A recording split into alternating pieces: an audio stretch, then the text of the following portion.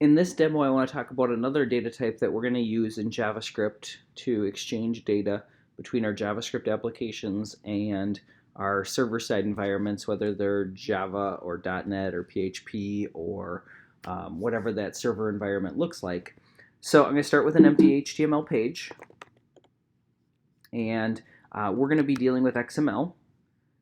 So I'm going to have an external JavaScript file called xml.js, and I'm going to go ahead and save this on my desktop in a new folder called XML. And again, I want to trigger some JavaScript code in the kind of initialization of this. So I want my HTML page to load, and I want my JavaScript to get triggered. So I'm going to do that over in my JavaScript, so xml.js. I'm going to have my init method that I eventually want to get triggered, so I'm going to have my init method.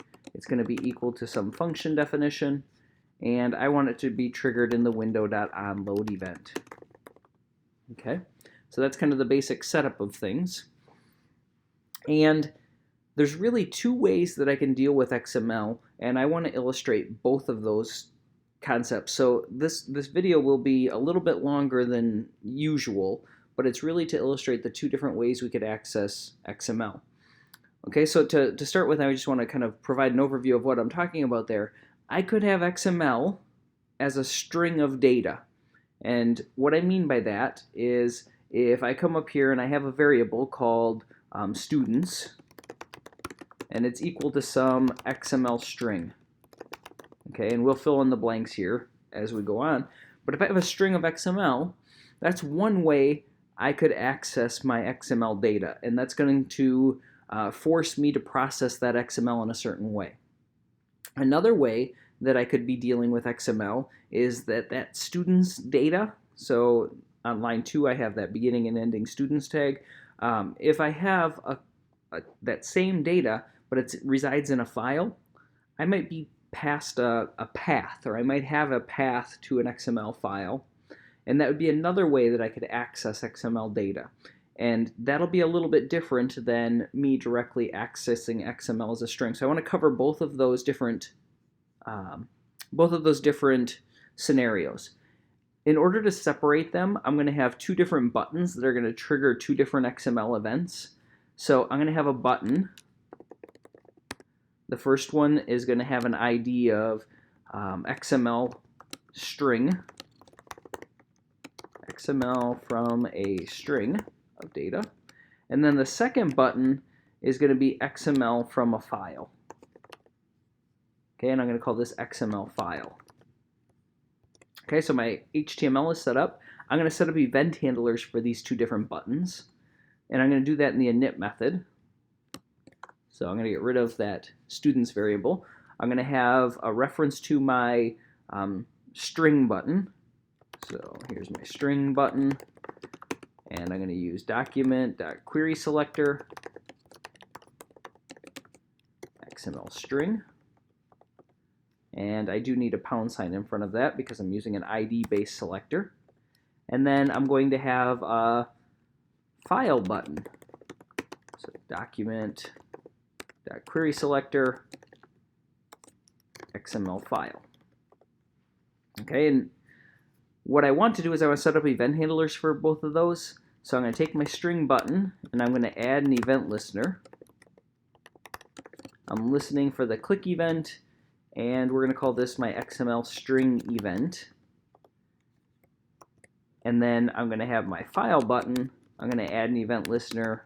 It's the click event. It's going to be XML file event. Okay, so those are the two things that we want to focus on, is this XML string event and the XML file event. So I'm going to set up those event handlers right now. So I'm going to have a const XML string event.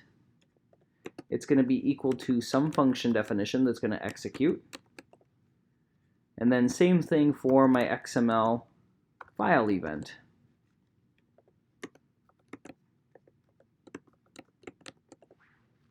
Okay, so those things are going to get triggered as a result of those button clicks. Okay, so let's start with the XML string event, and I was kind of leading into this. So if I have this const students, and I'm going to turn on word wrap here. So I'm going to go into toggle my soft wrap within atom. And what that'll do is it'll allow me to word wrap and have a long string of text where it doesn't scroll off the screen. And what I'm talking about is I'm going to have a collection of students, and then each student is going to have a name, so Bill Gates, and an email, bgates@hotmail.com, and then I'm going to close my student. And I'm going to repeat that process for a couple students. So here's one student.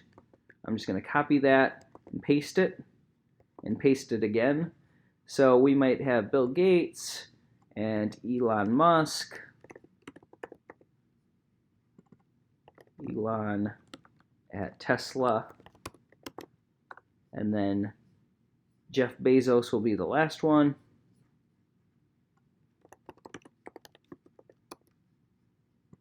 Jeff at Amazon. Okay, so those are my students in my data. It represents my data, just XML data. And what I want to do is I want to deal with how do I get the data out of that object. And my first reaction would be, well, can I match up the beginning name tag and the ending name tag? If you try to do that with string manipulation, it's kind of a problem. So what I really need to do is I need to load it into some object that knows how to deal with XML. So I'm going to call that object an XML parser. So I have to load it into an XML parser that knows how to deal with XML in those tag pairs. Okay, so that's the first job, is I want to load my string of XML into an XML parser. Okay, and the way I'm going to do that is I'm going to create some XML parser. So here's my XML parser. It's going to be equal to a new DOM parser. And then there's a method, parse from string. And it takes two parameters. The first is the string, and then the second is the format, the MIME type. Okay? And what we'll see is if I view this in a browser, it's not very exciting, but what we do see is if I come over to the console, I don't have any errors by clicking on that button. I'm loading this string into a DOM parser, and that's my XML parser. Okay, with that XML parser, there's a couple of methods that we care about that are going to allow us to process our XML. So if I'm giving you an overview of what the API is, there's really only two methods that we care about: get elements by tag name and child nodes. Those are the two methods that we care about. So it's really a pretty straightforward API in terms of reading this data, but it gets ugly. Okay? So what I want to do is I want to show you what I'm talking about here. So the first iteration of this, what I want to do is I just want to get all of the students' names and print them to the console. Okay, and this is kind of an easy example. So what I'm going to do is I'm going to say, okay, let me get all the names. So here's all of the name nodes. And the way I'm going to get the name nodes is I'm going to go to my XML parser, and then there's a get elements by tag name where I can say I want all of those name tags. And what we're really selecting here is we're selecting a collection. So if I really want to be clear about this, the name nodes at index 0 will be Bill Gates. And the name nodes at index 1 will be Elon Musk. And then at index 2 will be Jeff Bezos.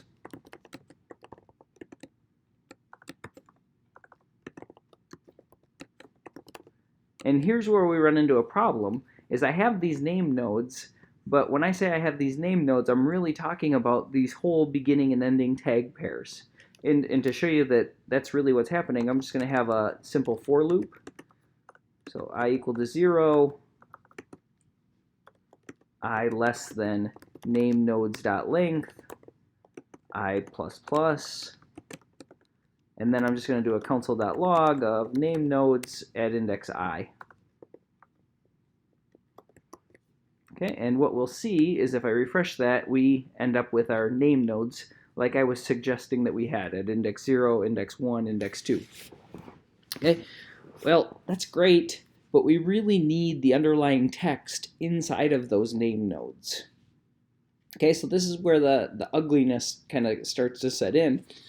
I really want this node value, okay, whatever that node value is, and ideally I would just be able to come through and say dot node value, and you'll see that that doesn't actually work. So I save that, I refresh it, and you'll see that I get null for each of those. And the reason for that is there's an invisible wrapper around all text inside of HTML, and the invisible wrapper is that we don't have just plain text. We don't have a string there. What we have is a text node. So anytime we get down to just the raw text, so if I'm talking about Bill Gates here, that's actually a child node of the name node. And when I say child node, I'm talking about a text node. Okay? And when we get down to that last node, where we just have plain text inside of it, we know that that's the only child node. So what we're going to do is we're going to go into the child nodes at index 0 and get the node value. Okay, and what that'll do is that'll actually give us what we're looking for, and I must have messed something up. I need the dot. I go ahead and refresh it, and now you'll notice that I get the name nodes. Okay. The problem with this approach is that, let's say I wanted to have both the name and the email for each of the students. So for instance, maybe I was going to do some dynamic HTML where I create an anchor tag with a mail to, and the mail to is the email address. Well, if I select only the name nodes, I don't have the associated email address for each of the names. Okay? So an alternative would be for me to select the entire student. So instead of selecting the name tags, I can select the student tags, and I'm not going to go line by line through what I'm actually selecting, but if I'm talking about the first student, you can see this highlighted text. I'm talking about the beginning student tag that includes the name tag and the value, the email tag and the value, and the closing student tag. So I want a collection of those things. Okay, so I'm going to go ahead and grab those. So let student nodes equal to XML parser get elements by tag name student. So I'm going to get a collection of those student nodes. I should be able to do a for loop. So again, same exact for loop that I had above. For I equal to 0, I'm just going to copy this so I don't have to type it out. And I don't want to use name nodes in this case, I want to use the student nodes. Okay, and just to show you what I'm talking about, instead of having this in the comments, I can go into the student nodes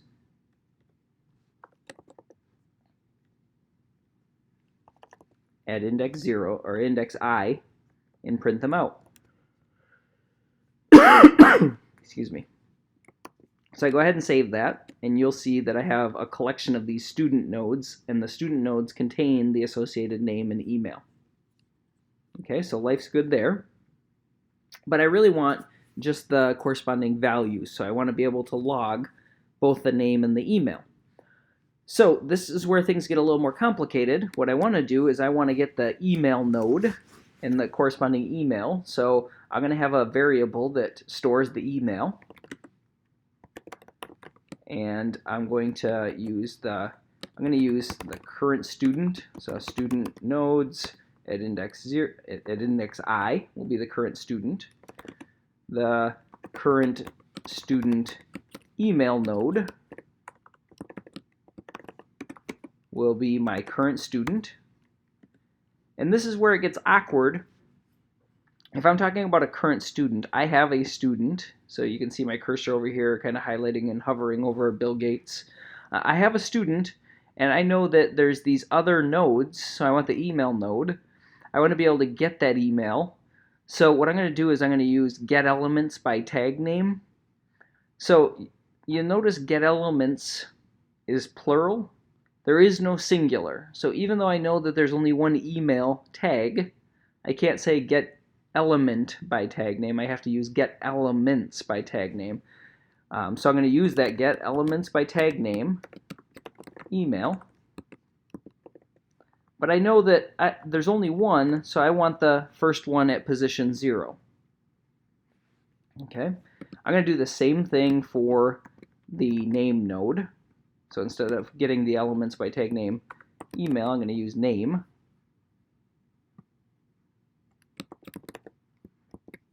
And then once I have that, I have to get into this same kind of junk where I know that I'm down to just the text. I have to go into the child nodes at index 0 and get the corresponding node value.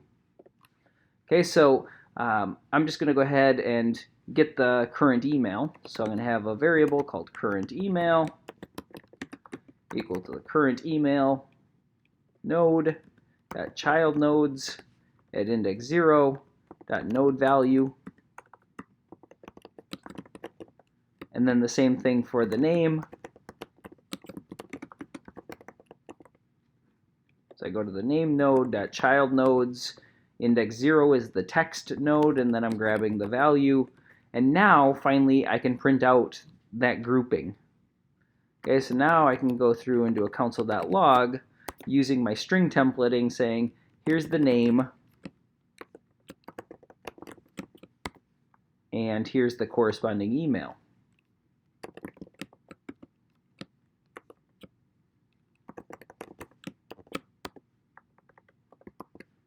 Okay, and then if I've done all this correctly, and it doesn't look promising there, although I haven't clicked the button, it didn't look promising because I didn't click the button, you'll notice that I have the name and the email coming from the file, or from the string. I'm able to extract that data. Okay? Not the prettiest, but I can access the data. I want to throw one more curveball at you before we move on to dealing with XML from a file, and that is what happens if my students have IDs. Okay, so I embed an ID in each student. So there's an ID attribute in each student. So now we have to deal with attributes as well. Okay, and I just want to be able to say, you know, here's the ID.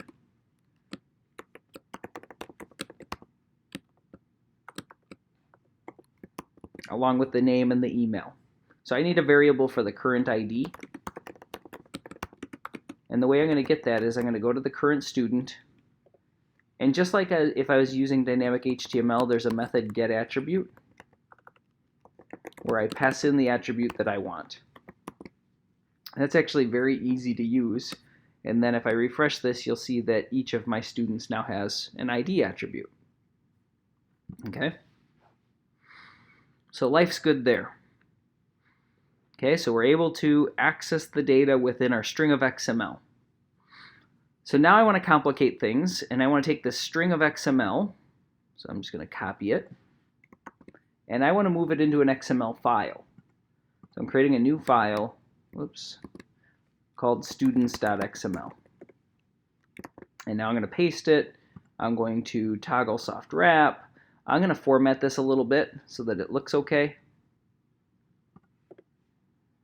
So it's not going to be the prettiest, but it's formatted a little bit.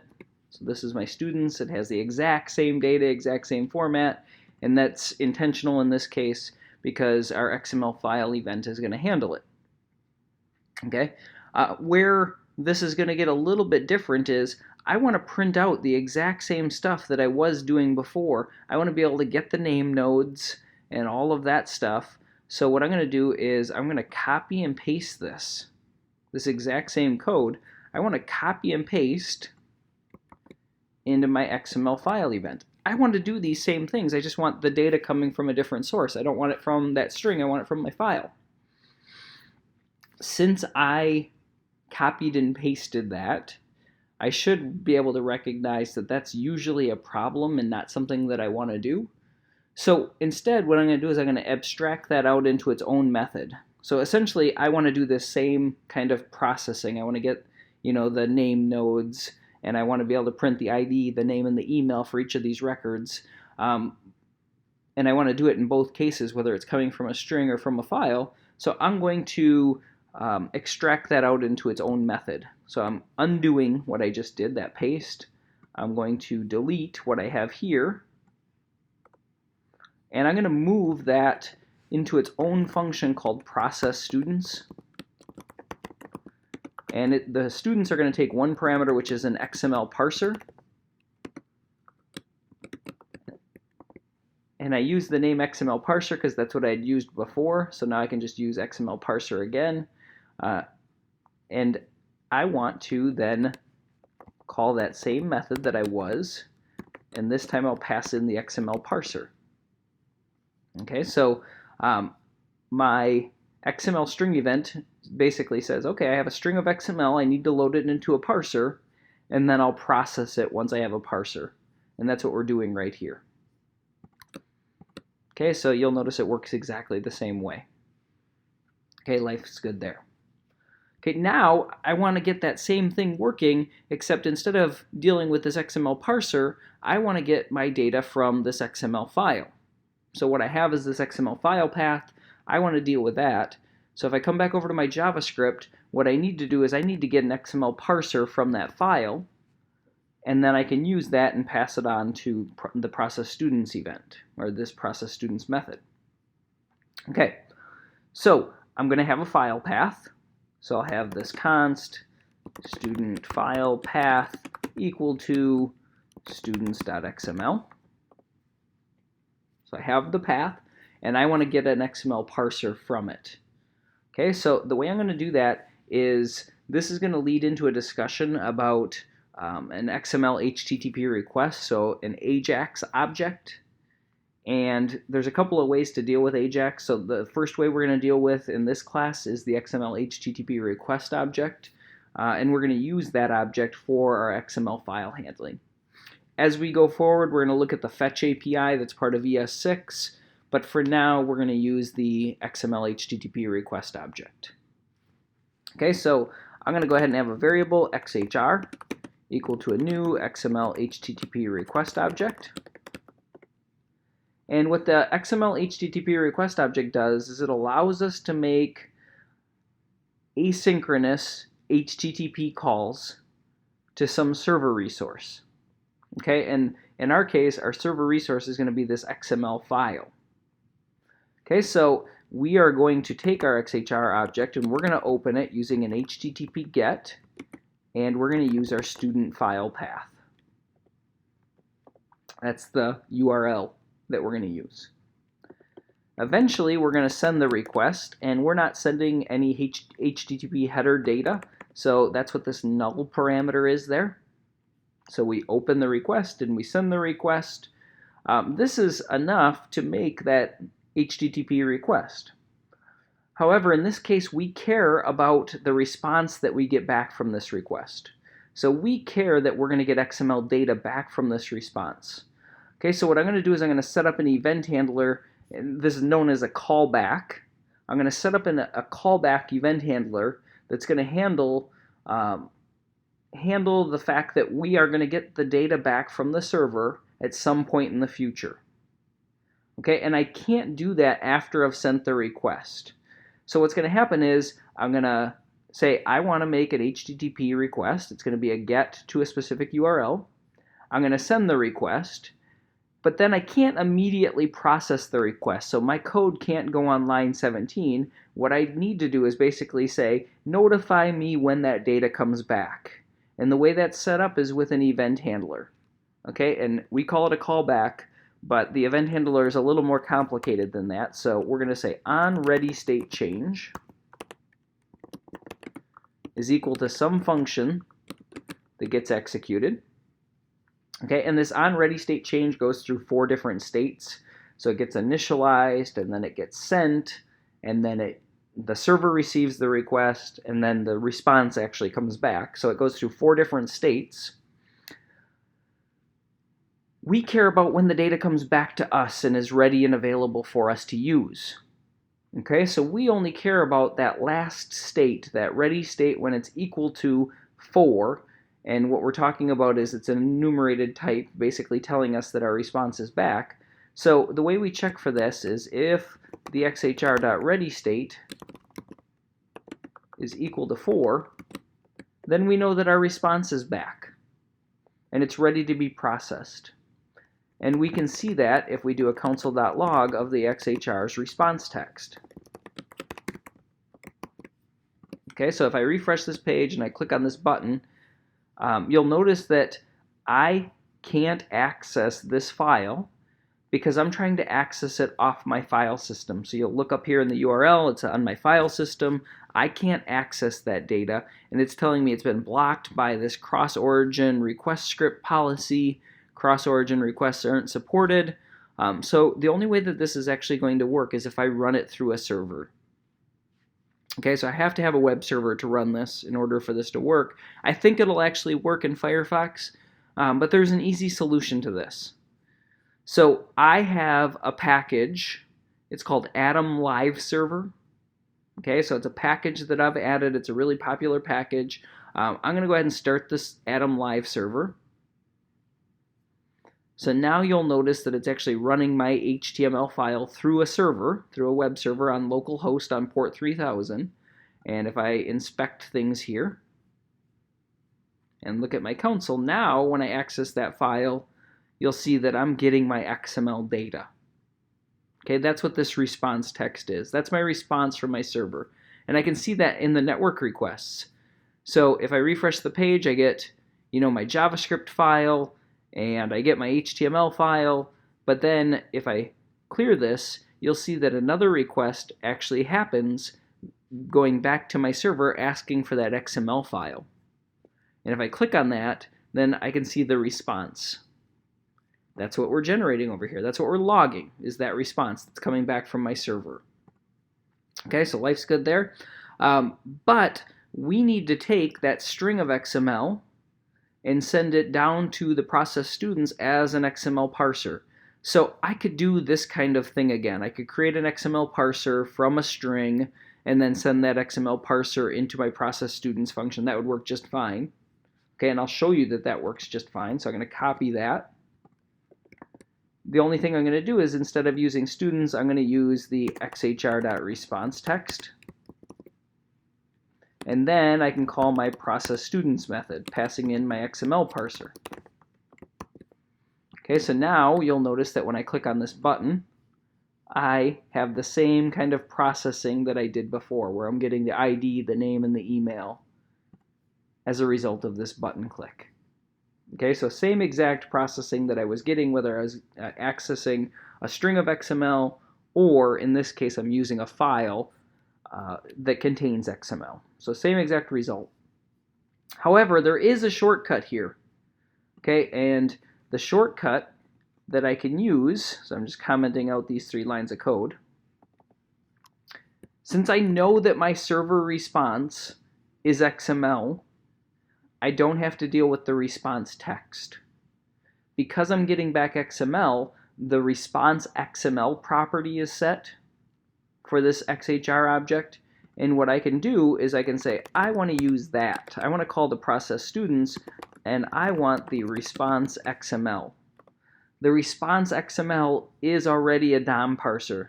It's an XML parser. So there's nothing that I have to do to make this work. It's sent back as an object, as an XML parser, that I can use in my method to process those students. Okay. So as we go forward in the semester, these concepts, this XHR object, this XML HTTP request object, is going to become more important, and then you're going to see that it's a little outdated as the semester goes along, but I wouldn't worry too much on the semantics of it. We are going to start dealing with this XML HTTP request object. That's kind of as the class goes forward. But for now, for this very moment, what I want you to take out of this is that if we're dealing with XML, whether it's a string or a file, we need to load it into an XML parser. And then once we load it into an XML parser, there's very few methods that we actually have to deal with, but it does end up looking ugly. We need to be able to deal with the XML get elements by tag name, and then also the child nodes method. Okay, so those are the only two methods that we really deal with, but the hierarchy of XML makes that process a little bit ugly. But that's what I want you to take away, is how do we get data out of XML within JavaScript?